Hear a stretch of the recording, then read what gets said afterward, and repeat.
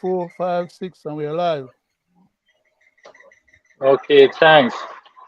Good night to the Belizean people at home and abroad. Tonight, sitting with me virtually as my host is Mr. Roody from the Cayo District and Mr. Leonard Brackett from San Francisco. And I also, Mr. Gregory Brackett, is from Belize City, the Jewel. Tonight we are bringing to you the 20th edition of Unfortunately, Belizean's Affair, and hopefully we will enjoy this program trying to educate you and the everyday things that are happening within our country. One of them we might get a chance to speak about is our Prime Minister who came back to Belize and already mentioned that they have intention to try to pass laws because they have revised the definitive agreement. Well, let's see how that will go. But I got a again, laugh. tonight we want to have fun. So we will be touching some touchy subject, but hopefully they will have a lot of meaning to you guys. With that, I would turn it over to Mr. Wade. Pleasant, pleasant good night to our viewers, both at home and abroad. And like Gregory says, welcome to the 21st edition of Belizean Affairs. And he outlined what more or less we will be dealing with tonight. And pleasant good night. And, glad to be in your company again, Gregory and Leonard, to bring to the nation, truth and awareness, and give them some, some valuable information that some might know and some may not know. On that note, we always, start our program with a word, because, we got to put God first in everything that we do every day, because tomorrow is not promised to no one. So I'll continue in Corinthians chapter 4, 1 to 7.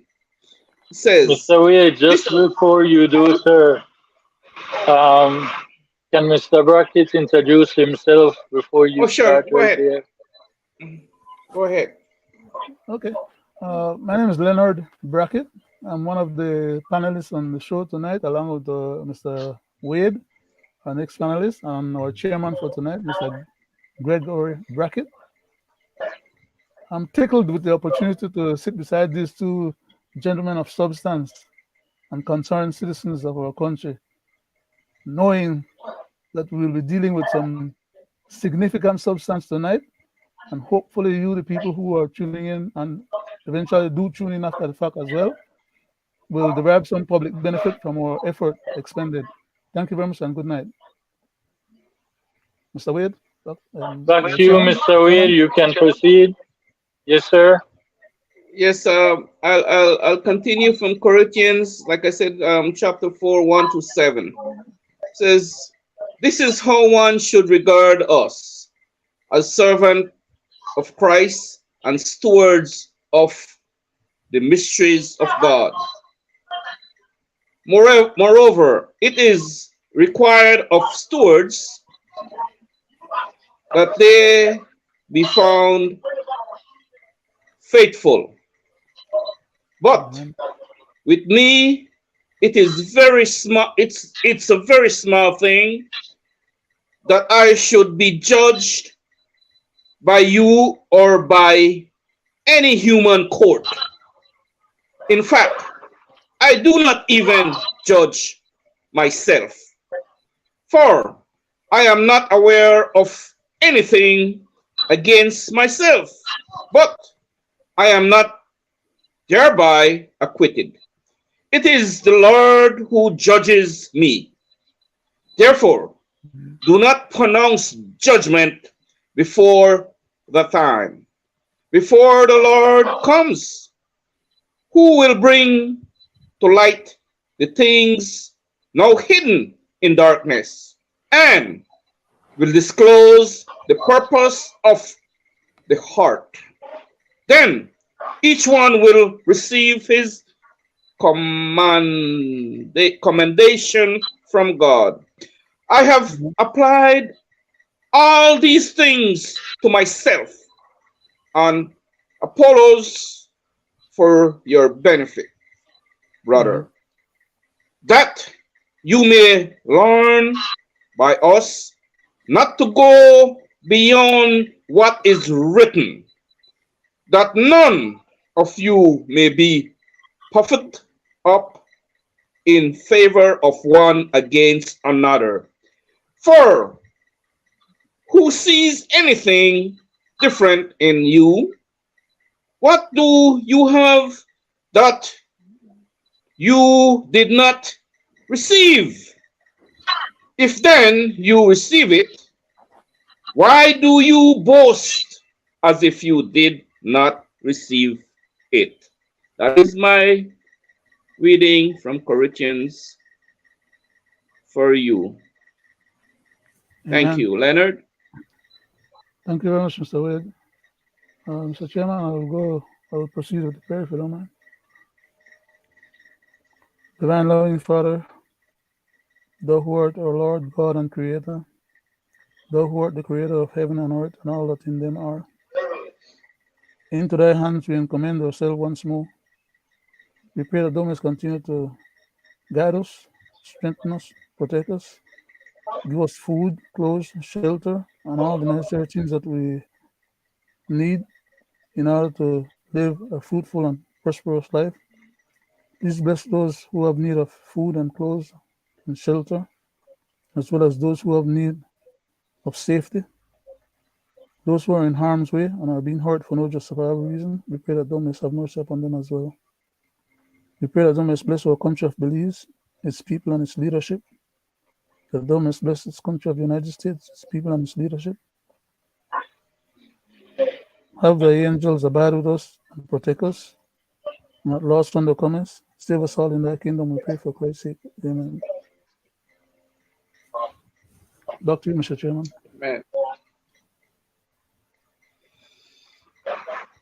Again, good night to the people at home and abroad living in the diaspora. Good night to you guys, my virtual host. Good The night. question is, why can't the government of Belize have gone to the House to get some money and use that money to fight crime in Belize, as they have done? As they said, they got $1 million and they would use that to deal with these narcos up north. First, I go to you, Mr. Wade. Let me hear what you have to say on that. Well, Gregory and Leonard, we have heard, some outrageous things that comes out of some of these leaders' mouth. We have heard them, go to the House, always asking for money. But, it seems that, they never put it in the right perspective, right? Where it is needed, where people will say, yes, it's a good thing and the people and taxpayers and country benefit off it. $1 million, guys, to fight the narcos in the north comes from the Prime Minister's mouth, right? You see where he's focusing? Now, for me, I think that, that has been an ongoing situation in the north, right? And he should have called a state of emergency in the north, right? Instead of concentrating in a little area as the south side of Belize City, right? Where I have said this before, where mostly black people there, right? And the drugs have to come from around the borders, from outside, and come in all the way into that little black population where he put that state of emergency, right? Now, I'm just trying to say is that where is this man priority, right? What is this government, the police minister that, you know, they came together with this outrageous state of emergency, right? Which is, to me, like I say, it's not the first time. And, you know, to see that a wasted $1 million, and we would never hear where that money went in terms of item purchase or people paid, right? But he will come back again for another $1 million for the same thing, right? Man, come on, man. That money, like I said, the narcos in the north is that just doesn't just happen. That's been going on for the past 40 years, as I could remember as a former policeman. For real, truth, right? Now, I mean, is that $1 million going to stop that? You could have taken that $1 million and put it in the healthcare, get the much needed medication that poor people need. That $1 million could have gone to, you know, provide some kind of employment, right? To help the poor, to, you know, to get people out of poverty. That $1 million could have given to the Human Development Department, where they could have gotten more food item to give to the poor people, right? Man, come on, man. Where is these people priority, man? Right? As for me, clearly that past and present government do not have priority in people nor country. It's all about self-greed and power, right? That is where the priority is at.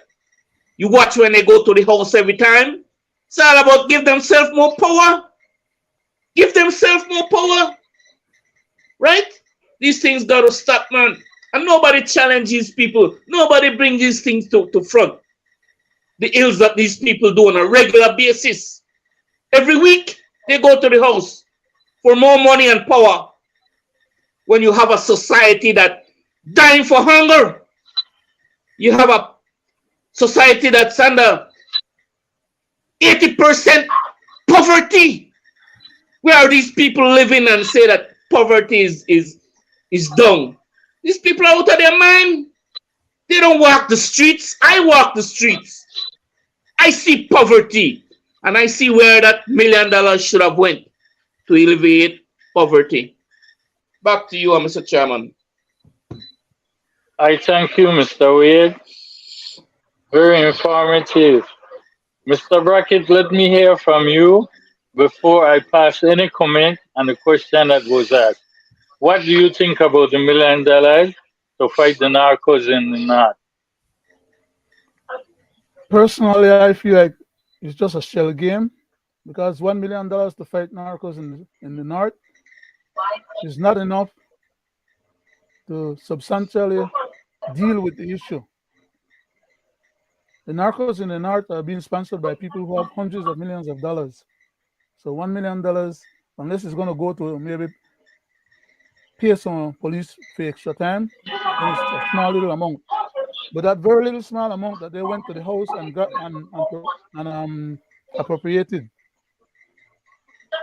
If anybody else who care to pay attention to what we have been saying and go back and check on our previous shows, they'll see how many times I asked the Prime Minister to shake his little money tree in his ministry, see if he could find some extra money to put into the poverty alleviation program.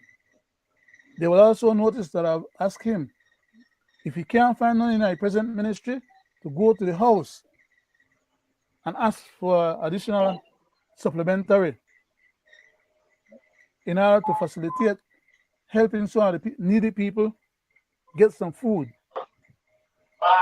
But apparently, fighting the drug will pretend to be fighting the drug lords them in the north.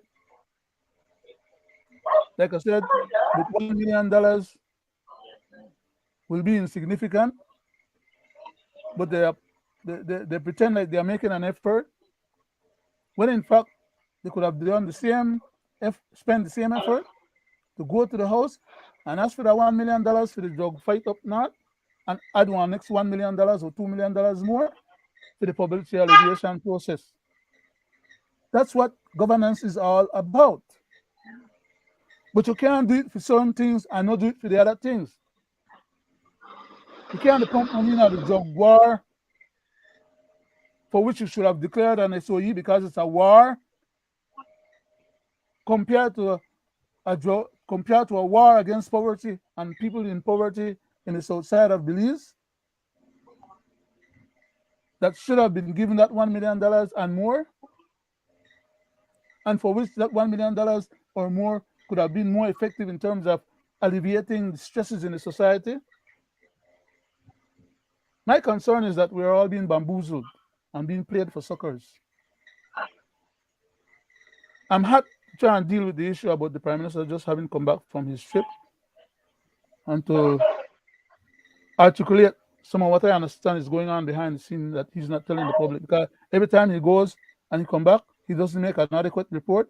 The reporters them under the Freedom of Information Act try to corner him and ask information so that they can publish to the public, and he doesn't make himself available, and or if he does, he slides step their question. I want to talk about that when my next turn comes, Mr. Chairman. I've already addressed my concern in regards to the poverty alleviation issue and the $1 million that was procured, despite the fact that we have been asking them to find a way to get some extra money to help the poor people, especially in the areas them that they haven't the SOE. Okay, those people are suffering more than they were suffering before. Thank you very much, sir. I thank you, Mr. Brackett. Now, let me kind of try to help you guys out here so we can see some like a state of emergency on the south side for some so-called gangbangers. Now, what is the role of government? To protect its territory that they are not doing.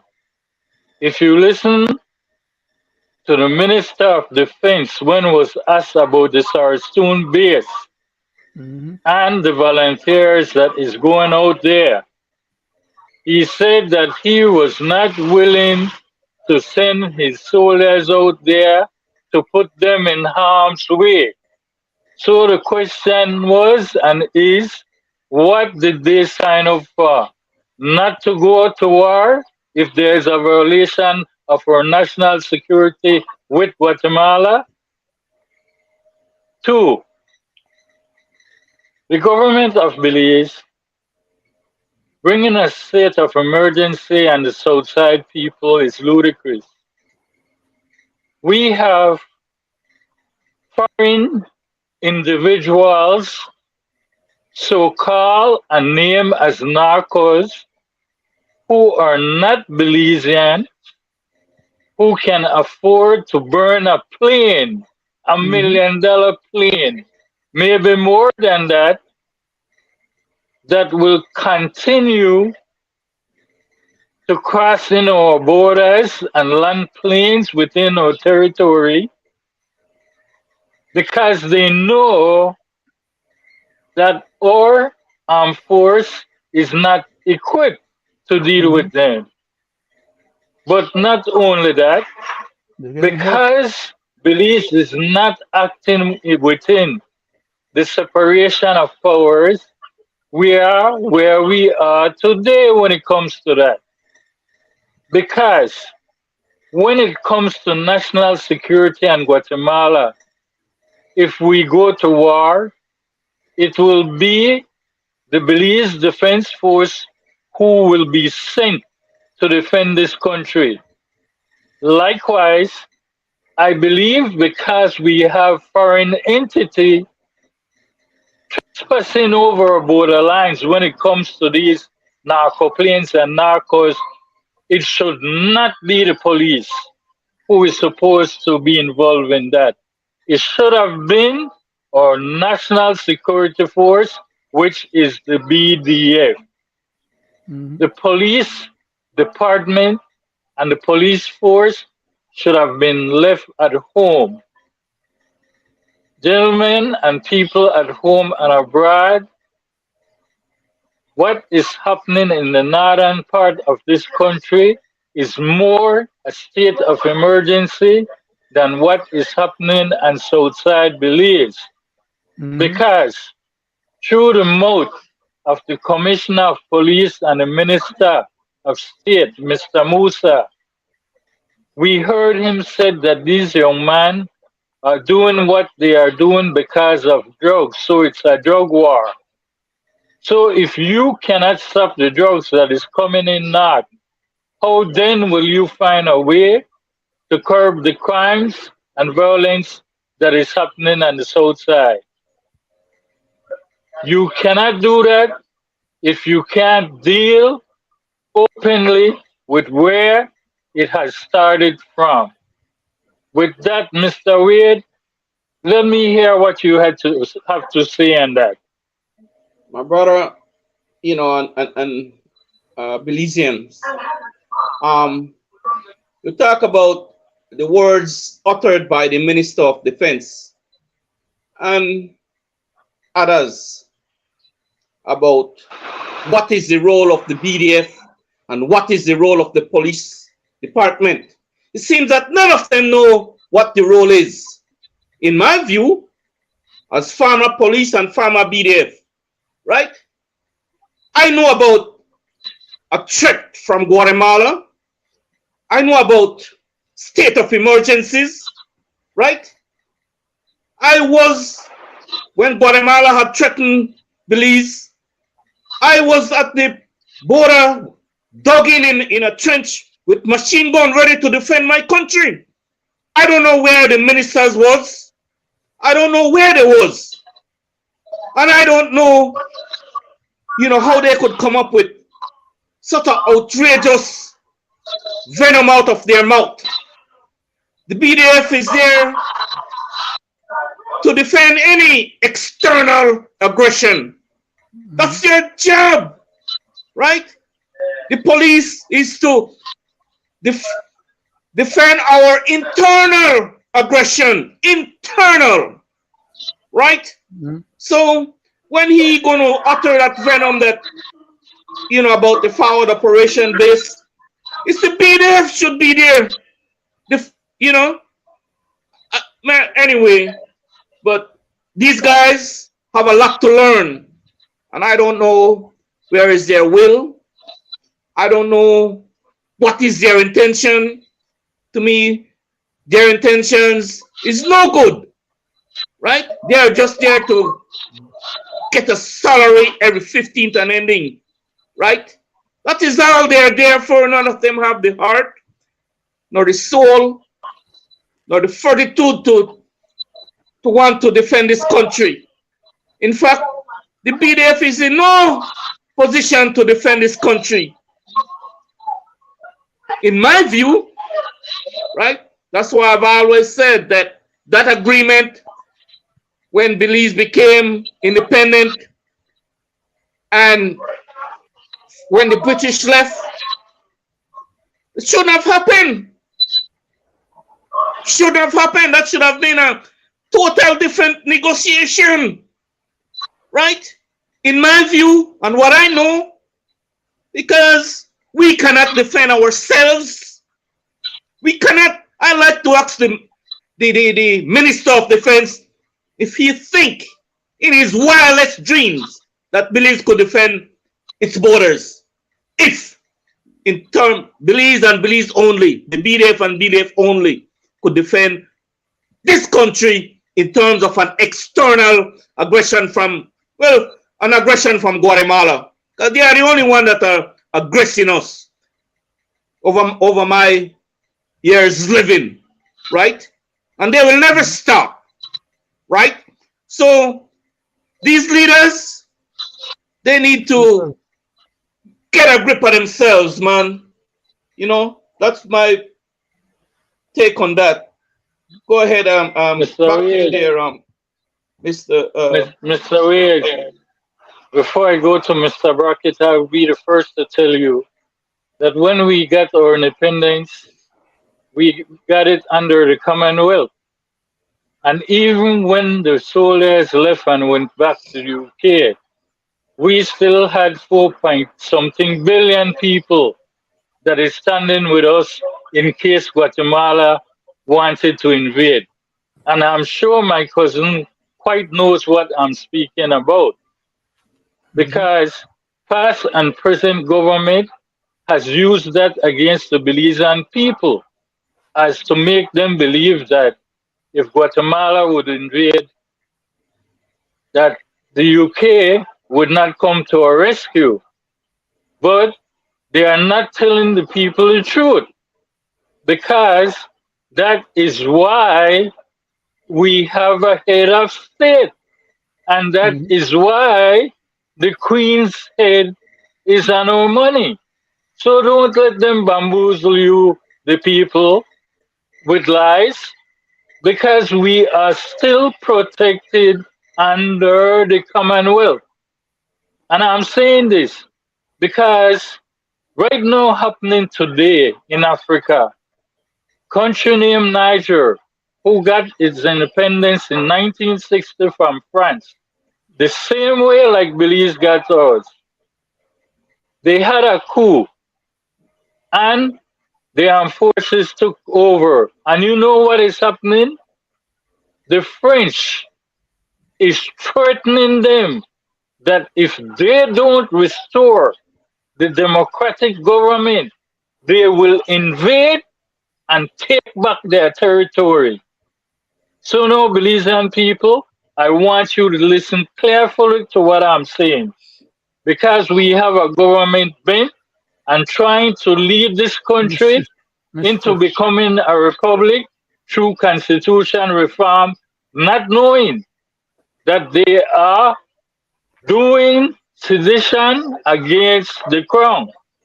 And they're also trying to turn the Belizean people into sovereign citizens against the crown. They're hiding behind the people, trying to get the people to do the dirty work for them. Because let me say this, the government in power has a super majority to create, change any laws that they want to.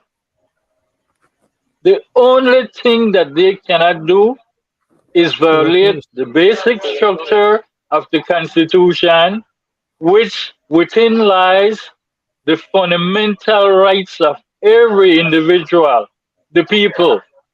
That is why they are coming to you with asking of your opinion to do constitution reform.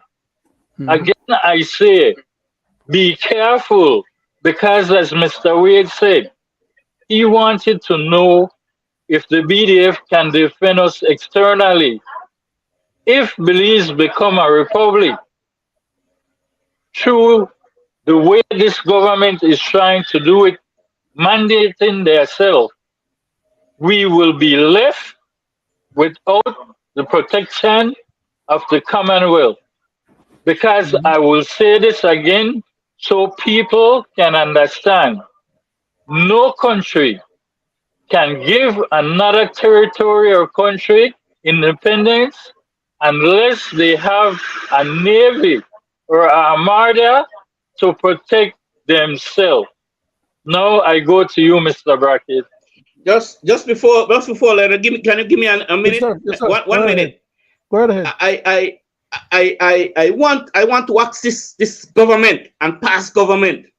Over the years, the past 30, 35 years, the narcos have been dumping their stuff in this country, right?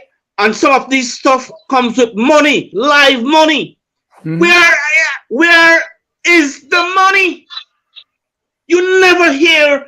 Well, they will use some of the money that they got from the narco planes and the narco traffickers, and they will use it to better off the lives. Or they will that $1 million should have been the narco money. You understand what I'm trying to say, though, right? Where Well, is the money? You never hear them talk about those money. I could say that because I know for a fact that money, so at times that money is brought into this country. I have been on operations in this country in the past where mhm. millions of dollars have been confiscated or been found on these burned up plane. Come on, where is the money? And where is I'm the just money? saying, right?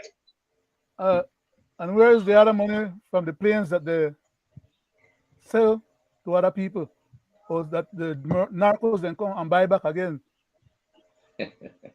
And we Guys are are too not much. about that money, whether it becomes a part of the Real. consolidated fund or how much of it is disappeared.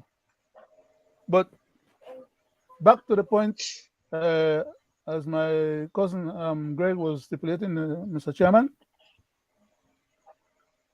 regarding the defensive posture of Belize against its mortal enemies and any other potential future enemies. Why is it that past and present governments in our country have been trying to get us to hate the British, who have kept us in good stead to the point of giving us the opportunity to now call ourselves an independent country? That our leaders are trying to get us to wage hate mongering warfare against the British and to despise them because they turned us into slaves according to them, when in fact it wasn't the British Commonwealth, nor was it the British government, nor was it the British um, um, king and queens or monarchy that enslaved Belize. Belize was never enslaved. Yes, they brought some workers who were actually indentured slaves at that, because at the time a lot of slave trading was going on. So the people that had their farms, including black people here in Belize, had slaves working for them, but they were being paid. They were being paid measly, and they were given sometime one barrel of pigtail or one barrel of, different kind of stuff, right?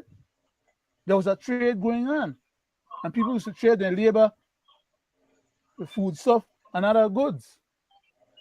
So it wasn't the slavery like what most people think of when they think about slavery in the United States, and or maybe even the slavery in Jamaica, because originally when the slavery started in Jamaica, it was like the slavery in the United States. It was an outright taking of those people's their labor for free and under subjugation. But when they came to Belize, by that time, it was a different mode of operating. But they want us, the Belizean black people, them to conflate and turn around and hate the British them, so that we can say, okay, well, you don't want to deal with them, and we want them out of Belize, so that we in Belize can remain as a defenseless papa. No money to take care of our needs, and no defense to guarantee our sovereignty. That's what it's all about at the end of the day.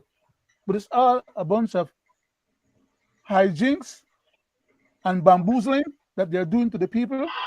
And a lot of people, the majority I would say, are falling for it. Because they think hard to do all these studies and do research, spend all these time when they spend on Facebook, and maybe go find out some documents or some truths or information about their own patrimony so that they can have the level of fortitude and strength to be able to demand of these knucklehead politicians to look out for the interests of the country and to make sure that if they want us away from the British, that they themselves guarantee us the ability to be able to survive as an independent country on our piece of Belizean land. But that's not the agenda. The agenda is to have us become 123rd district of Guatemala. That has been the agenda from way back in the 60s. And it hasn't ceased or desisted as of today date that we are having this present conversation. All the agreements we have made with Guatemala, between Belize and Guatemala, have been for Guatemala to get the upper hand on us. The current trade between Belize and Guatemala is one where Guatemala is getting maximum out of us and we're getting pittance out of Guatemala. The human or demographic differences is more Guatemalans coming into Belize than Belizeans going into Guatemala, to the point where they have that many people, 30 to 1, that they can always outnumber us without even fire one shot. They could come and take over the country as they are currently on the verge of doing.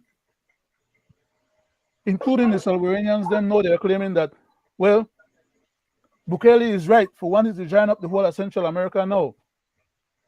Guatemala, Honduras, Belize, El Salvador, Nicaragua, Costa Rica, and Panama. That happened a long time ago. That's the reason why the Central American countries, they had war among themselves before they end up to get their own independence. They all joined up, or they were all part of a joint Central American single entity. And Guatemala wanted to rule the whole thing. And that's why they had to fight the Salvadorians then, and they had to fight the Honduranians then, and they end up with part of Honduras territory that is called Barrios. Belizeans need to wake up and learn the history. Because what is being proposed today has already happened in the past. But what is the grand agenda behind this new proposal that has already happened in the past? It's about making Belize part of Central America formally under the aegis of Guatemala. Because Honduras cannot take over Belize, or won't take over Belize, or has not tried to take over Belize. El Salvador conspired with Guatemala to invade Belize. And now with the massive amount of Salvadorians that are coming into Belize, they're coming with the same mindset as they had in their own country. So unless we Belize people wake up and realize what the hell is going on with them, by the time they open up their eyes, it will be too late. It will be too late. While a lot of them tell me, why am I trying to talk and say these things to the Belizean public, when in fact we don't have a problem yet?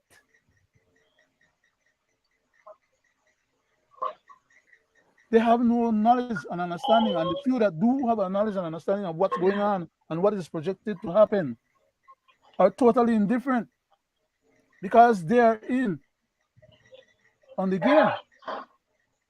I talk to a lot of Belizean people and then say, well, the Spanish people and the corner Belize and the Creole and black people and they go to states.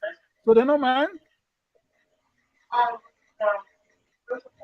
What a stupid idea, or just the audacity of people have contemplating such an idea and pretending that it's all well done. Belize does not have a military to guarantee its territorial security and its independence. Even if all Belizeans took up arms to try and repel a Guatemalan invasion, we will not be successful. That is if we had the arms in the first place. Not to say the least, we don't have bullets for the present arms that we have. Am I talking craziness or stupidness? No, you're not. We are in a perilous and dangerous situation for which our leaders are undermining us and are putting us in a worse situation than we need to be. I'm not saying that we should be capable, able, and will fight the Guatemalans man to man until death, because they have 30 times we population. They have over 15 million people. We claim to have less than 400,000 or 400,000 plus at the most. Of course, I have always told you guys we have more than that. A lot of people that are unregistered and unaccounted for in the census. But you don't have to believe what I say anyhow. The bottom line is what's going on and you need to pay attention to and figure out. If you don't want to hear it from me, figure it out for yourself. But at the end of the day, for we military that we have in Belize, it's only about oppressing and suppressing the local population. It is not about defending ourselves legitimately against Guatemala, because we don't got no battle tanks, we don't got no airplanes, we don't got a lot of different things that when people have where America and Israel supply them. But we do have people who have goodwill towards us, and as a member of the Commonwealth, Canada, Jamaica, and other Commonwealth members, India, and other Commonwealth members in the Pacific as well as the Atlantic, would be willing and able to come to our rescue. The problem with that is that Guatemala is being supported by the United States, who has veto power in the United Nations Security Council. Britain has veto power in the UN Security Council. But we are being encouraged to dispossess ourselves and disassociate ourselves from them. To be associated with whom? China, which is what these present PUP government and Belizean politicians are trying to align us with.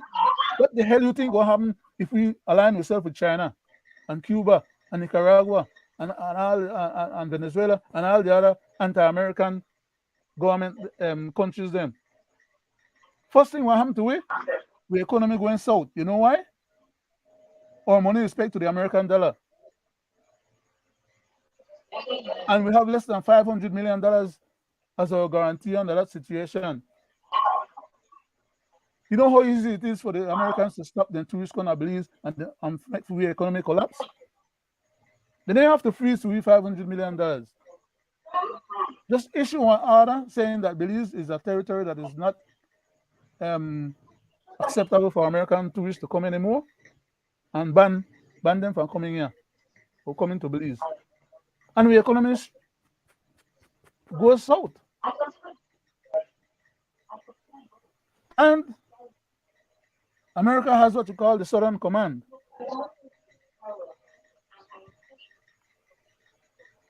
They did not use it against Cuba, but I'm definitely sure I could tell you they will use it against us. In fact, they don't have to use their military against us. Because like we said, and like I pointed out earlier, Guatemala has a bigger military than us, have a bigger population than us. So the US don't have to get involved physically. They could just turn a blind eye and let the Guatemalans they walk in Panwe. And who are come to the rescue? Canada won't be able to do it because Canada is a bigger and better friend to America than Belize. And by the time any other foreign countries then come to we or attempt to come to we, then don't overrun we. So what is it that these guys are so hot after?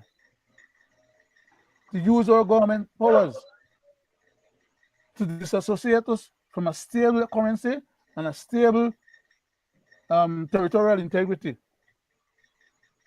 to where we imperil all of that, including our personal safety.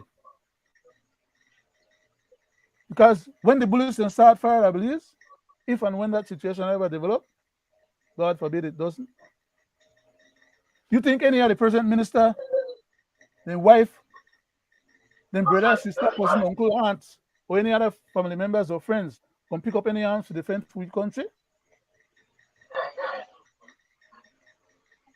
Am I talking stupidness? Am I crazy? Or what's going on? Am I the only person that is able to see and talk about these things, to have some of the clowns that believes that they tell me that I over speak and I exaggerate and nothing what I say no make no sense? Are we that complacent? Are we that indifferent to our own well-being and survival as a nation? Yet we want to claim that we're independent. A country that is independent has at least a minimum fortitude and patriotism, even if they don't have the wherewithal material means by which to fight their enemies and or their neighbors.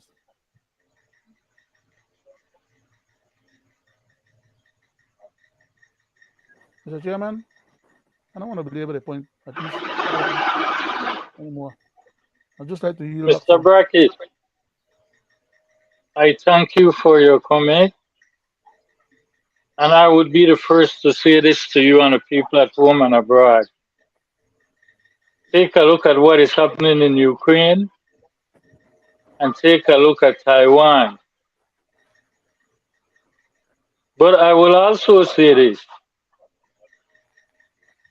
There's many who are Belizeans living at home and abroad that does not know that the present government is trying to achieve the agenda of the late Right Honorable George Cadle Price, who wanted to have Belize as an independent Belize, but without the protection from the Commonwealth.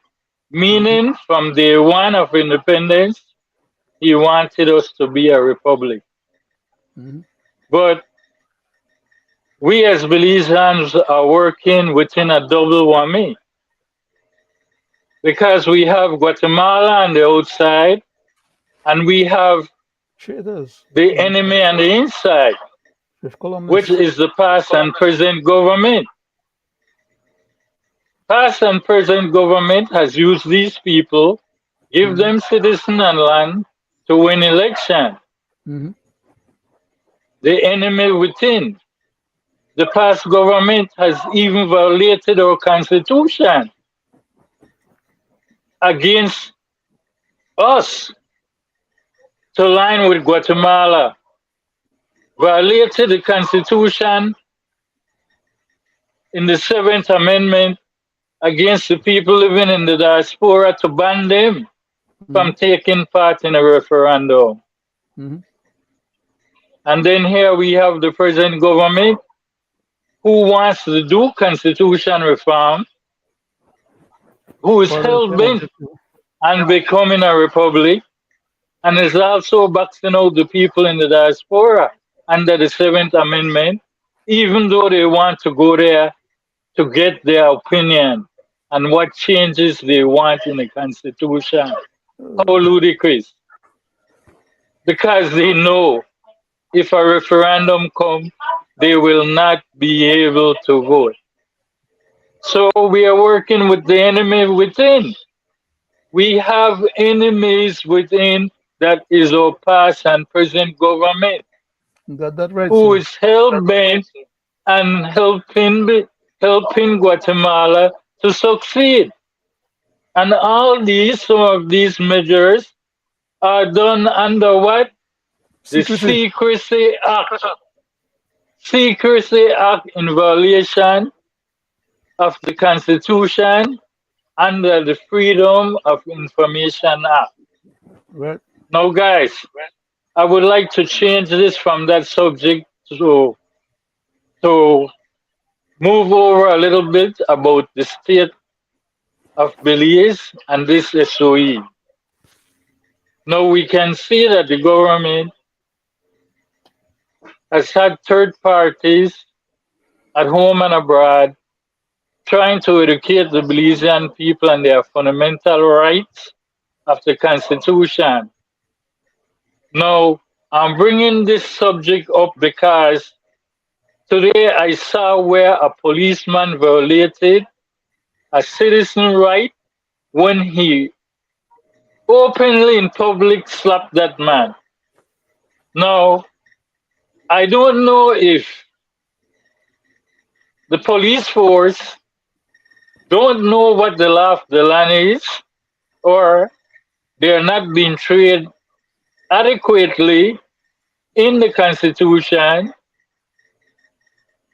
to know that the fundamental rights of each citizen is in it. But what makes this so detrimental is that I find a government wants to use overseas platform and at home town halls to try to educate us on our fundamental rights that is enshrined in the Constitution from 1981 and cannot be written out of existence.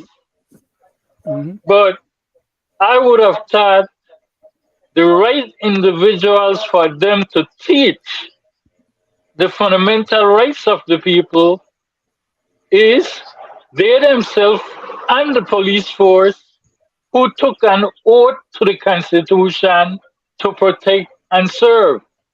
So why is the government not teaching the police department under the Minister of Defense the constitutional fundamental rights of the people? One, we have an unconstitutional state of emergency. Two, we have a law that is being a gang member is a crime, which again is in violation of the Constitution under freedom of association and expression. So we have two things there. And three, the so-called state of emergency that is picking up these guys without they commit a crime and are just putting them at prison for 30 days. Mr. Wade, let me hear you on that, Mr. Wade. Well, my brother, and Belizean at home and abroad, let me just say this quickly before I jump into what you just talked about. What I would like to see these leaders doing is to go and start to try to negotiate the outer world to get people, to see with us and come and help us defend our country, right? Be outside there lobbying for some outside entity to come and help us, just in case we need that help. That's what I would like to see them do. But no, they are hell-bent on not seeing the reality on the ground, right? Hell-bent on want to achieve their agenda. But anyway, back to you there on that, Gregory. First of all, these past and present government, I could see, to every time they violate the people's right. They violate the Constitution every time. And who hold these people accountable for the things they do? Nobody. Nobody hold them accountable. That's why they keep doing the things they do to us, right? They know that who will take them to court? Who? Who has the money to challenge them?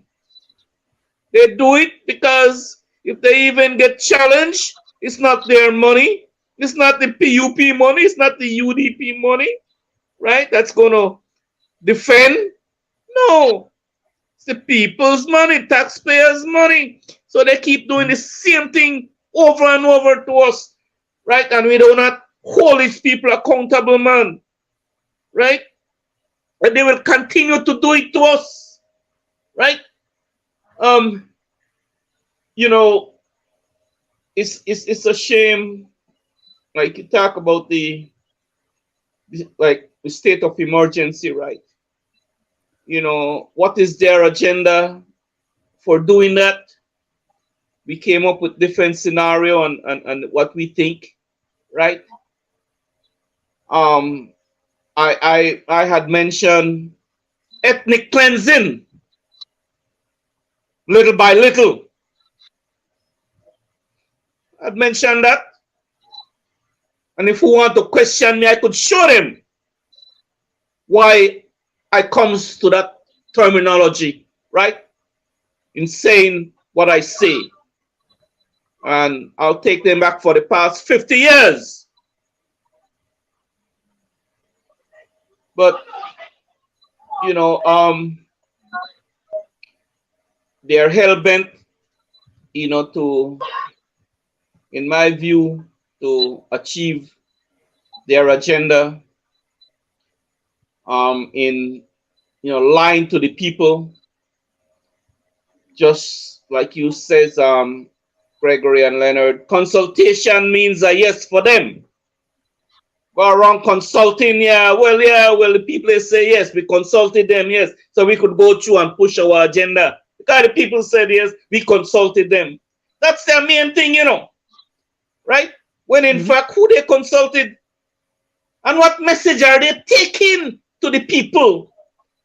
What's registering to the in these people's head when they go and take that consultation? Are there have they been told the truth as to their true agenda? Hell no. It's all lies, right? Want to educate the Belizean people about their fundamental rights. No, come on. When they are the gross violators, very much so. Right? We see it happen every day. We talk about that young man, Greg, that got slapped up in while he was apprehended, you know, while he was placed under arrest. He was under arrest, you know, in that vehicle, right? They never just put on there for sit down. In what I understand about the law, that he was arrested. Did they have any right doing that? No. Hell no, they had no right slapping that young man or that individual, right? And they do it all the time, right? It's not the first time and it's not going to be the last time. They should not be doing that to people, man, right? I say this to say because I know better, right? I was part of the system, right? And they shouldn't be doing that, right? They shouldn't be doing the atrocities they do to people when they, you know, when they arrest them, man, right? Remember, they should be protecting and serve, you know. But for some reason in this country, let me go to the police now, right? For some reason in this country now, lately in this modern time, once they pass out as a policeman, they think they have the God-given right to talk to people any kind of way, you know, do them anything they want to do them. You know, where do they, or, you know, commit crimes against people, right? We see it happen. Is that what these guys, these young men and women been taught in training school, man? Come on, man. I'm pretty sure that these instructors never tell them to go out there and do this kind of thing to people, right? So why do we keep condoning these things? And here you have, you know, at the end of the day, you'll have the leaders come and say, you know, well, you know, we got to analyze this video good and we got to watch it good and, you know, and maybe, you know, they cut out part of the video and this and that, and they try to dance the whole Come on, man. You know, the man don't get slapped. I'm just talking about that one incident, right? Or the man don't get shot by the same policeman, and yet you and try to justify that, man. You the waste resources, you the waste people time, you the waste a whole lot of things, right?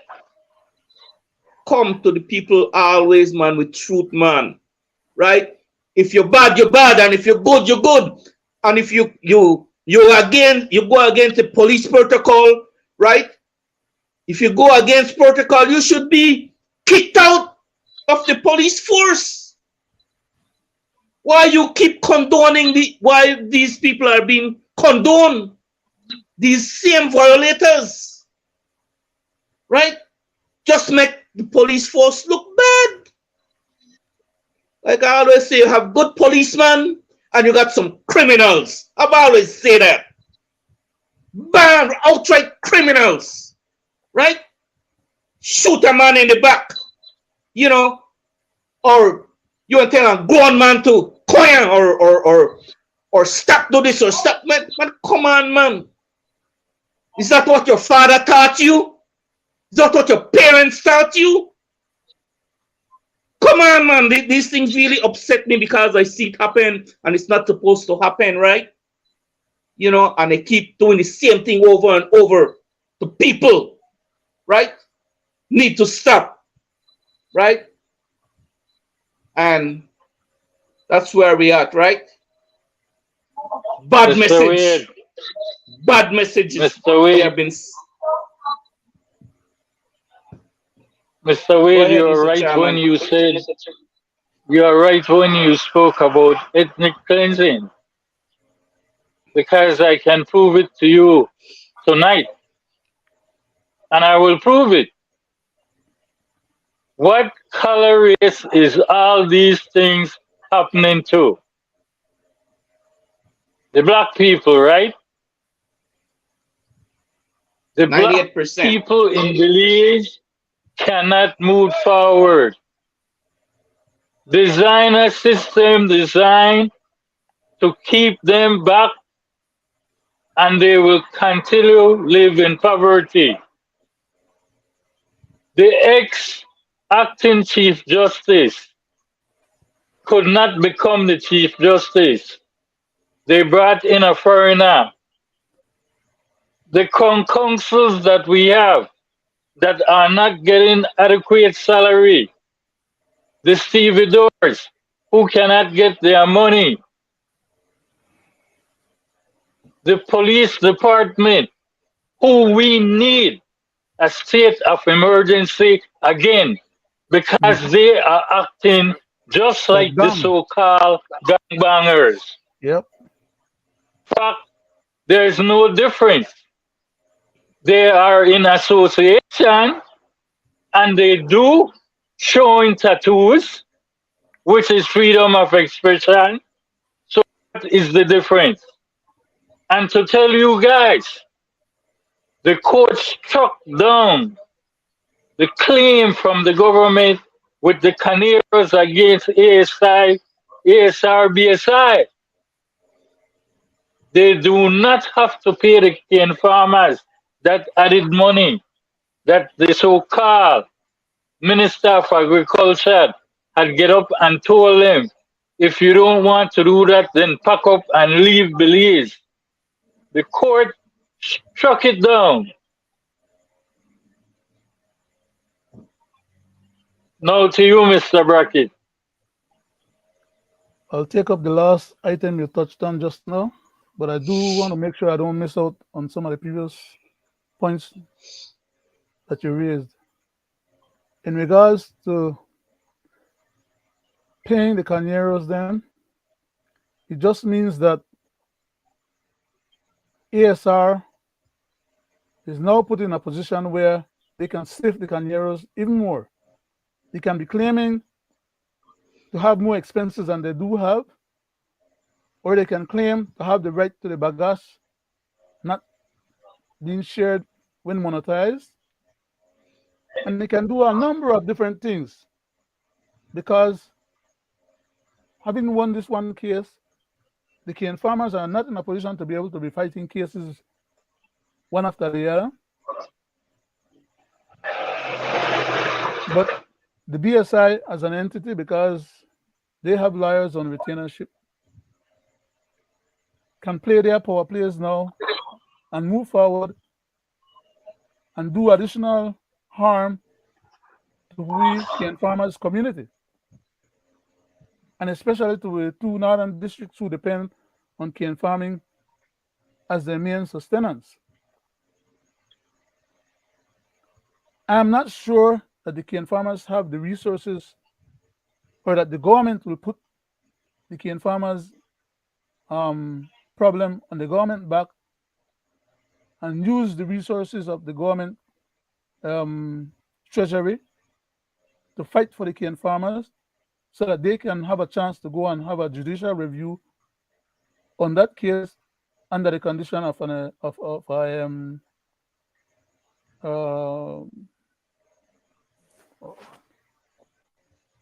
I'm drawing blanks, I'm sorry. Mr. Brackett, likewise, Go ahead. living in a democratic society under civil laws, and I believe in democracy. The government should stand behind these people, like the stevedores, the cane farmers, and any other entity who is having these issues. That is why we have election and we elect people. This is so important, you know. Now, I remember the term I was looking for in my head while I was drawing blanks just now. If you allow me to finish up that thought. now you can continue, sir. Thank you very much, sir. I was thinking of the term appeals, an appellate, under an appellate circumstance. It is not impossible that these people can go and appeal this case and probably end up having it overturned and win. Because while the judge may have ruled in this particular instance on behalf of the company, it doesn't necessarily mean that the company had done right by these people and or that they cannot be found under appeal to have the case being reviewed again.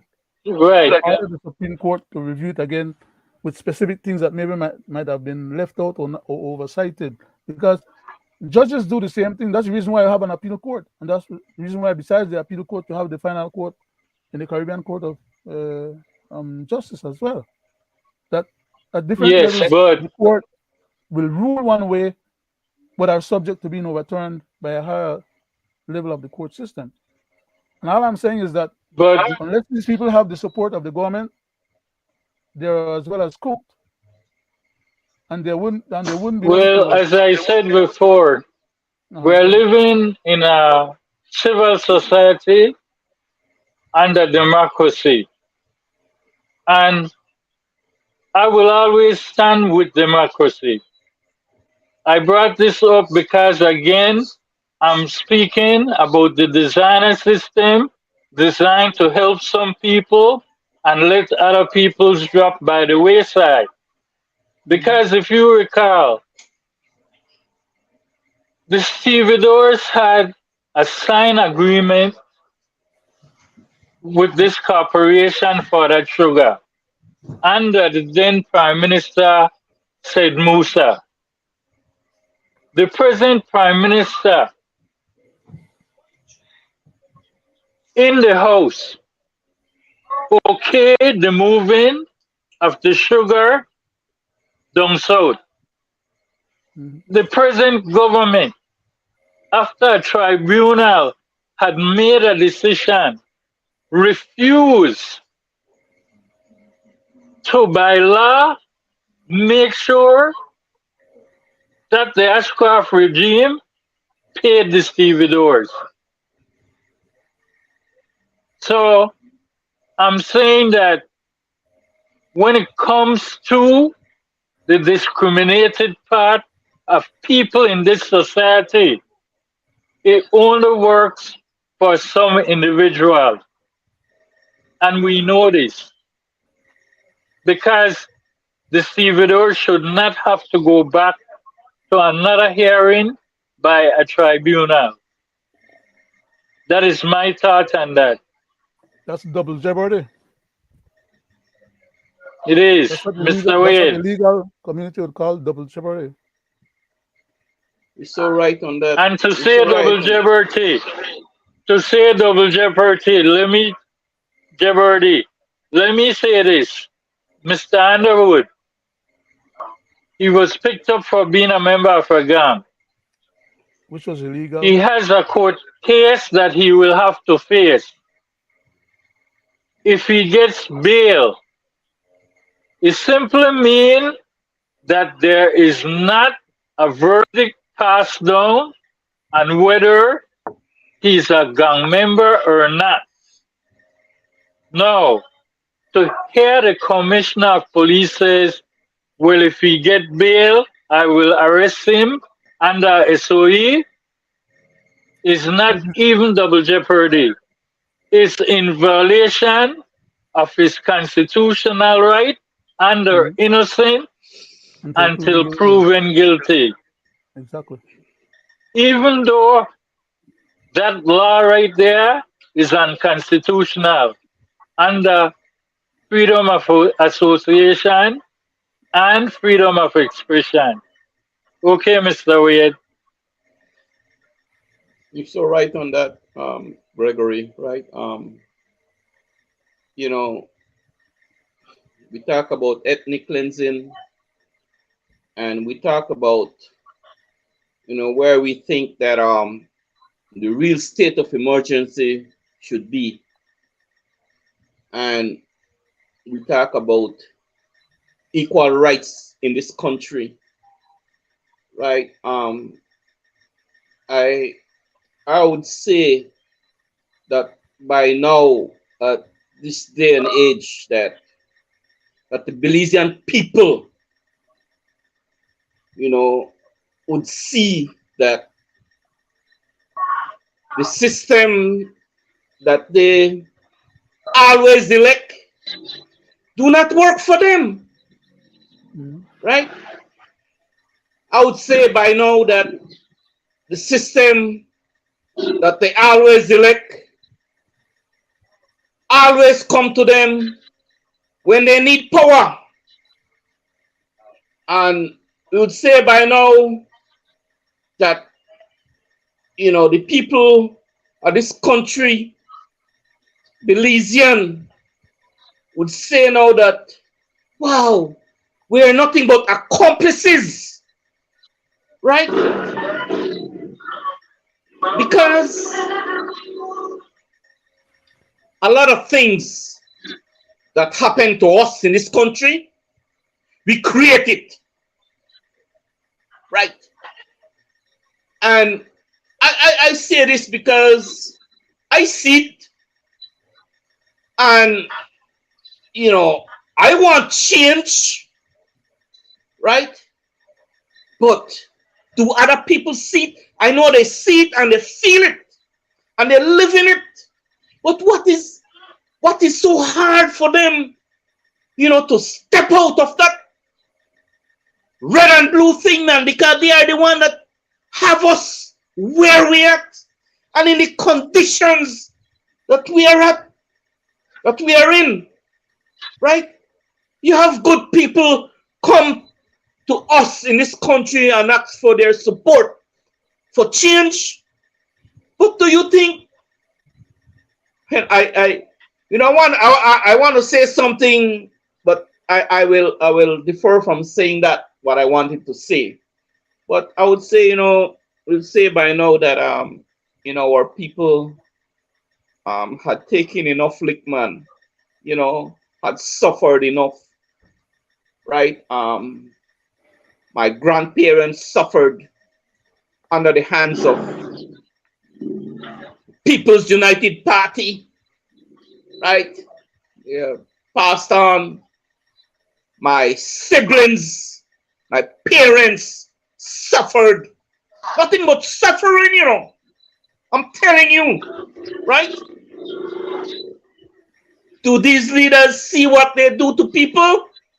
Then they say, oh yeah, Belizean pick up and go abroad. Right? So what you think will happen? Other people will come and take our spot. But they don't say the reason why Belizean pick up and go. They don't say that. So then people will pick up and go just crazy and stupid and want to leave their country. Right? You know, and these politicians strive on that. Right? And it's only two-party system in this country, PUP and UDP, and the same criminals and the same crook over and over and over recycle and have us in bondage. Right? Do they always say they want a better Belize? In my view, they do not want a better Belize. You know, they don't. They just want to have a better bank account. That's the better that they want. Right? And it's a shame. It's a sin. They commit a sin having the people the way they have them, using their tax dollars to do their dirtiness, right? Use their own tax dollars against them. Injustice, right? We should be a peaceful and loving nation, man.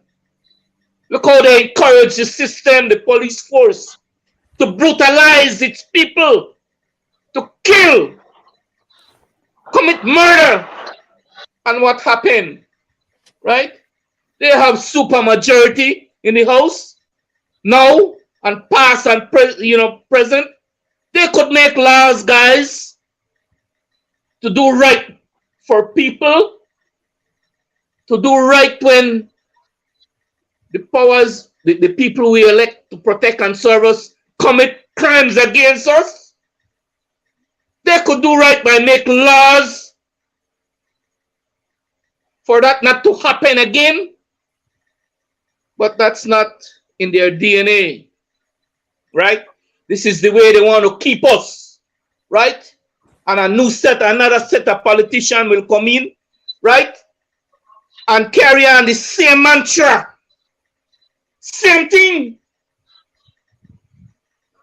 Belizean at home and abroad, man, open no eyes, right?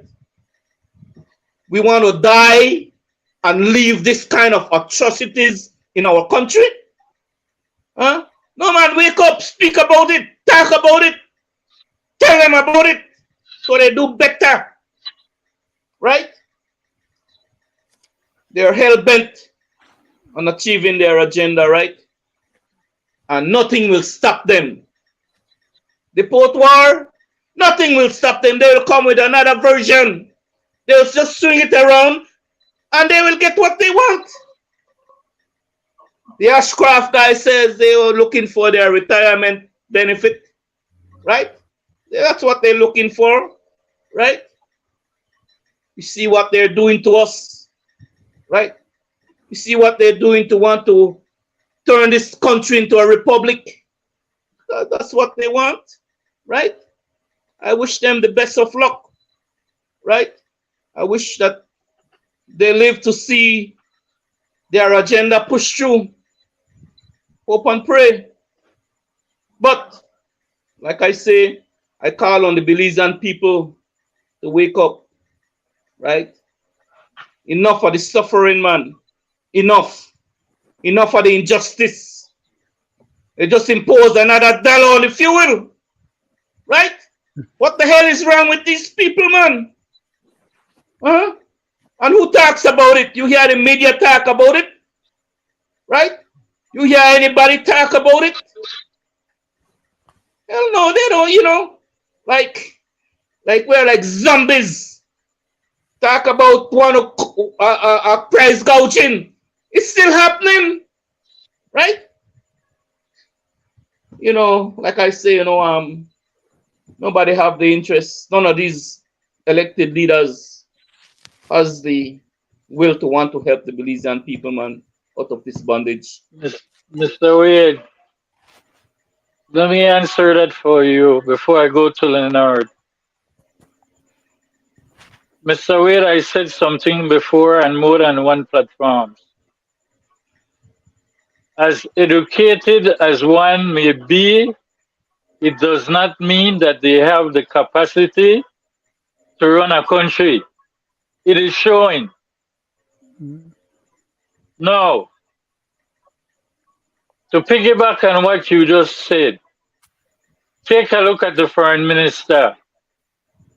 He is willing to stop the people from CARICOM country to come to this country just in order to protect the US.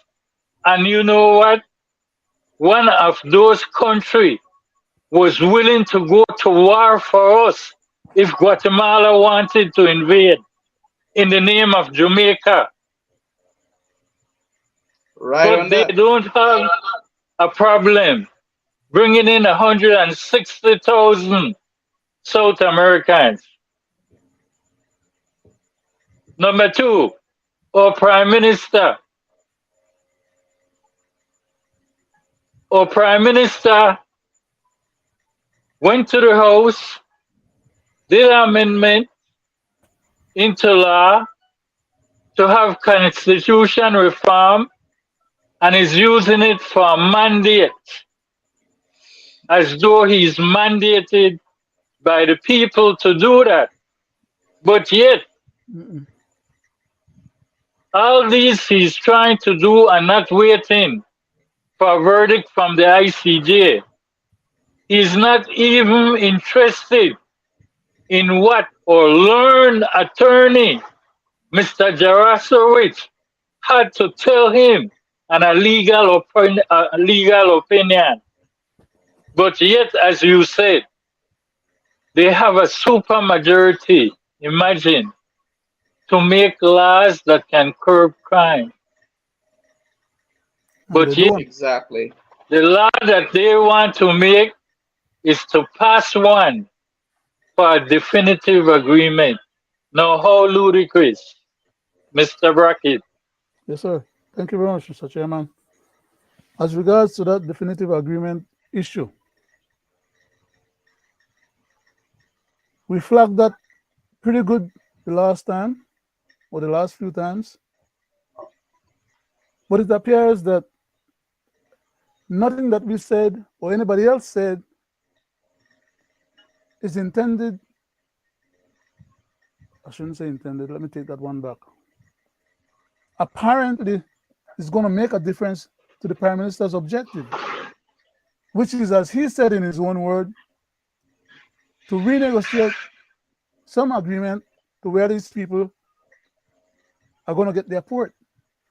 And I recall in the past saying that it was not these people's port that he was talking about, but something that he had a major interest in, his port. Now we have him come back, as Mr. Wade intimated earlier in his first comments, that the good gentleman came back to the country after having gone abroad, and from what we can figure out, to negotiate or to further discuss with some of these high-powered people what his commitment is to try and facilitate getting this matter completed or accomplished. But he's not willing to come and tell us, the Belizean people, any of the details of the discussion and what he promised or didn't promise to these people. When in fact, anything he promised to these people is about giving these people a leg up on us, violating the spirit of our law and the spirit of good faith of our people in his government that we elected to look after our affairs. He is now subverting those powers and authority to accomplish an interest on behalf of somebody else that is not part of the government, or somebody else that did not give him or authorize him or grant him that power. He is willing to subvert that power to other interests. When we are telling him that we don't want to be dealing with anybody that had that kind of nature in them or that kind of attitude towards us, that they were prepared to fleece us and to do us wrong when they had the opportunity. We can't trust no kind of people like that. And they have no deals behind the scene in a secrecy with we governance power at stake. And then we want to be the one over the barrel. They have to deal with the outcome or the consequences. When the PM decides, okay, he's tired of being in politics and he wants to move on, or any of his colleagues that are currently in his majority, that could help him facilitate making laws that suborn us as a country to those laws that they make.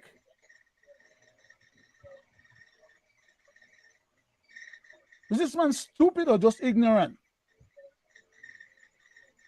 Or maybe he just want to be chancy because he think he could. Does he not realize that to the extent that he forces this process forward, that if we pack it on field when all the other tourism people start file suit against the government, is he going to give up any of his assets to be sold, to pay for some of the legal fees and some of the settlements that his craziness is going to bring about? Does he not realize that for all intents and purposes, his actions and his behavior in forcing this issue forward so that he can profit from it, while we Belizean people don't get enough taxes coming into we coffers, or these people don't pay their fair share, and for we money instead of going to we people to take care of we needs here in the country and meet for we bills and obligations, especially to the poorest people them. That you have people that die at the hospital because they don't have enough money for medications. People are suffering. And this Kulong is going to get out there and pretend that because we give him the position of prime ministership, that he could just hard and pull for his system and do with us whatever he feels like doing because he has the government as his part. Does he not understand what's going on in the rest of the world when people get tired and they kind of shenanigans there? You know, say when people are what the place there and Gregory, Burkina Faso or whatever. No. Niger. Niger. And I have the other countries them in that neighborhood that have already had overthrow of their government. Does he realize that that is the position that he's putting our country in? Of course, we know that he doesn't care a hoot anyhow. Because as far as he's concerned, he's not about using the power of governance that belongs to us to look after our affairs. His interest is to look after the affairs of others, including himself. And therefore, to hell with us. Those are the kind of behaviors of leaders that cause revolution and overthrow of government by brute force. We, the people of Belize, have the power.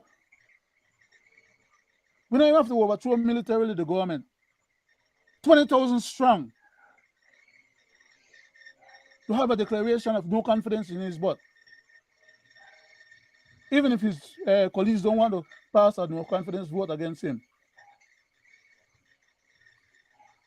When the police is being sent out there to do police work and then they take chance out of people and they slap people and they hit people and they whap people with their stick and so on, they broke up people's ribs and they do all manner of craziness when the people are done, they're in a handcuff and things like that. It's just facilitating a mindset where people become rebellious and people want to take the law into their hand. They'll find some of these same police officers up the road sometime. Or they'll find them burn out in their house. Or their family being harmed.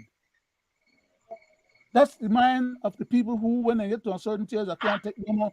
Instead of just take till and drop dead, then get to a point where survival becomes the next means. Whatever it's going to take for them to survive, whatever is going on. And then people take the law into their hands. I can recall quite a few times on various shows that I've been on. I've supplicated, begged asked, demanded that the police department, especially the commissioner, takes his leadership group and demand of them that they take their subordinates and demand of them that they comply with the police regulations and the law of the land. I've also made requests that I know of in the past to the Minister of Police and to the Prime Minister to check the police. This is not going to end well, because when the first and second and third police get laid out in their coffins, then the government is going to turn around and try to, at that point, demand that there is a true and valid SOE.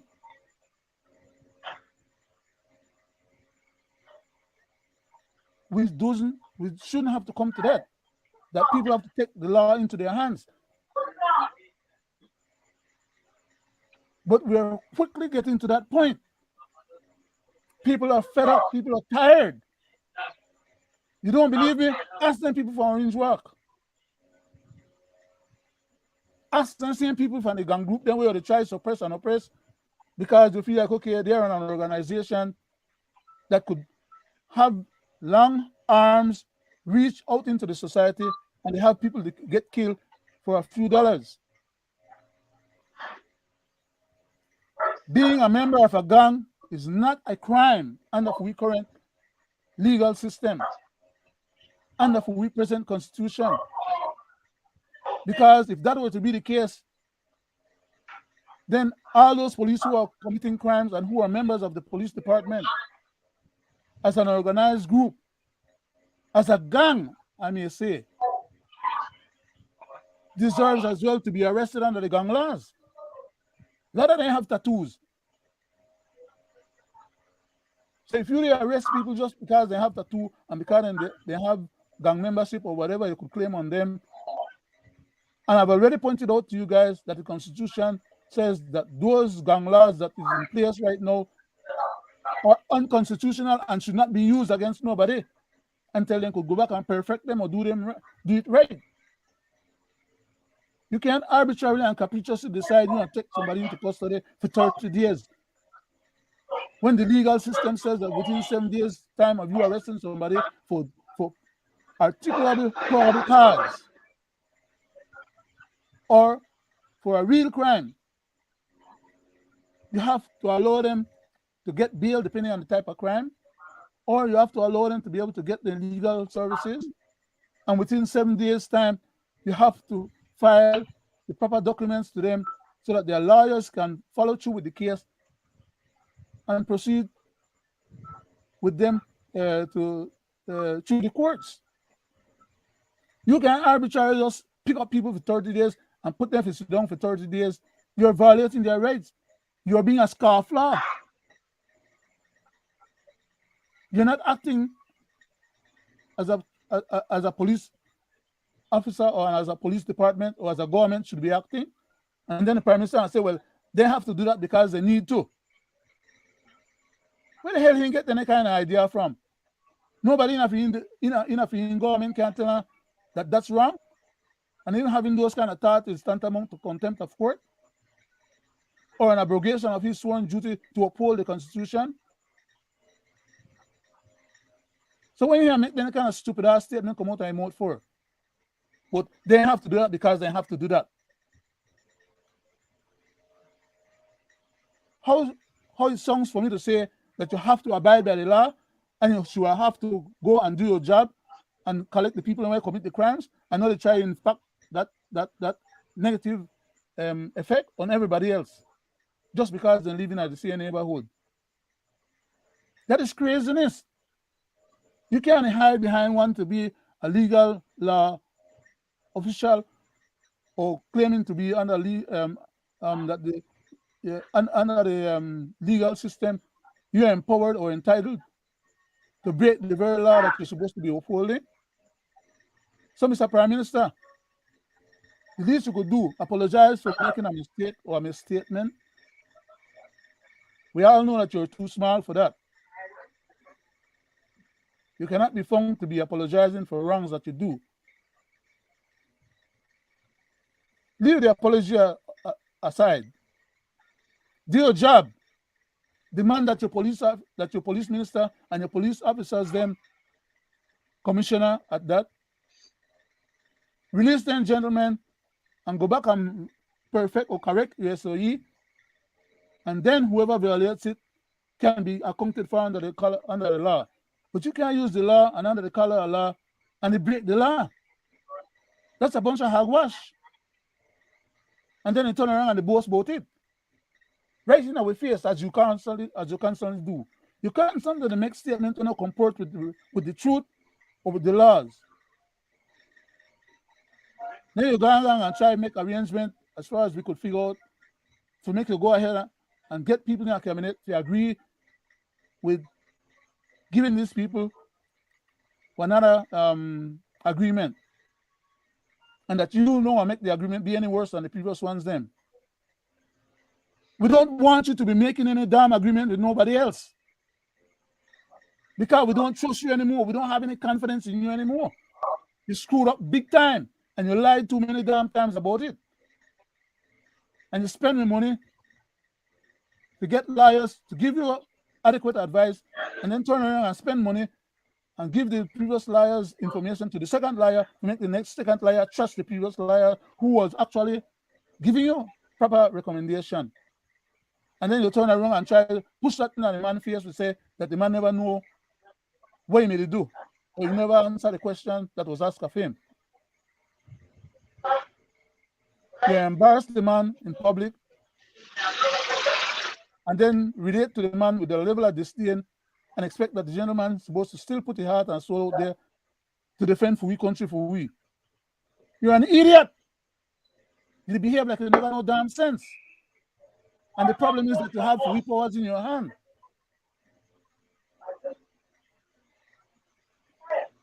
Are you intimidating or trying to let us believe that unless we remove you physically, that is the only way we are stop you from doing what you're trying to do wrong? Because that's not too hard to do. I can assure you that. Mr. Musa could point that out to you.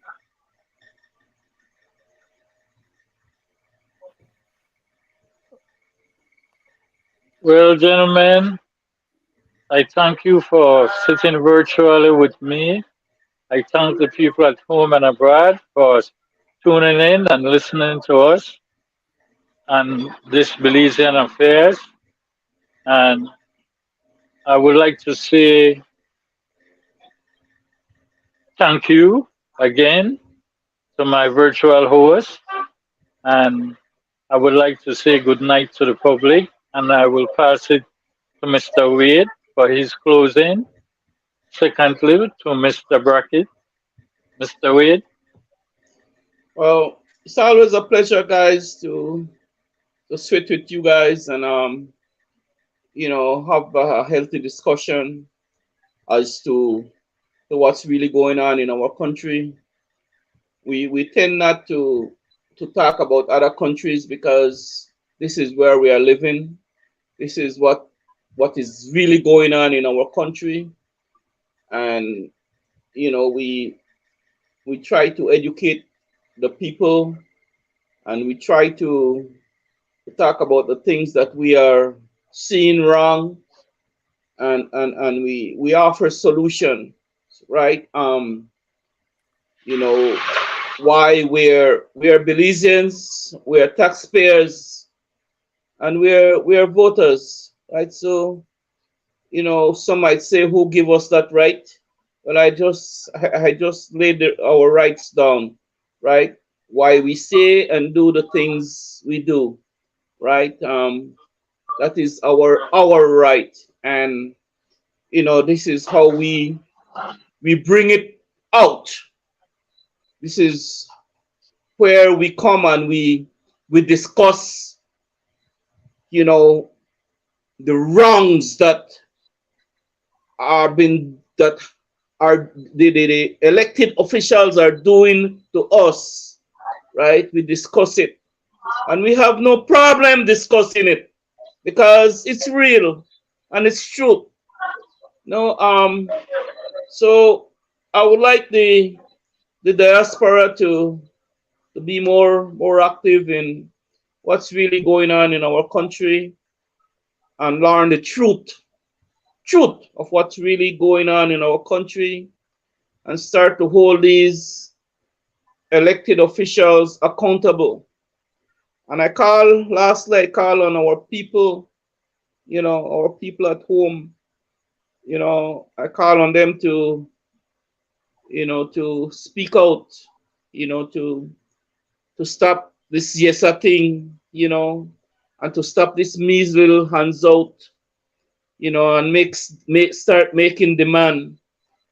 And I call on the government to, lower the price of gas because people are suffering. I call on them to visit these grocery stores, these Chinese establishment, these grocers, and see the real price gouging. You haven't done anything yet. Every week you go to the grocery stores, the prices are up. But yet you have a system that says no, they are working on it and the prices are going down, which is a darn lie, right? So, we talk about real things that really affects our people. We are the voice of the poor and less fortunate, right? And we'll continue to be. On that note, I want to say thank you guys. And thanks to our I thank viewers at home and abroad. I thank you for your comment, Mr. Wade, and I will be the first to tell you and the people at home and abroad. There's nothing wrong with holding your elected public servants accountable because that's what they are. Public servants elected to serve the people. Mr. Brackett.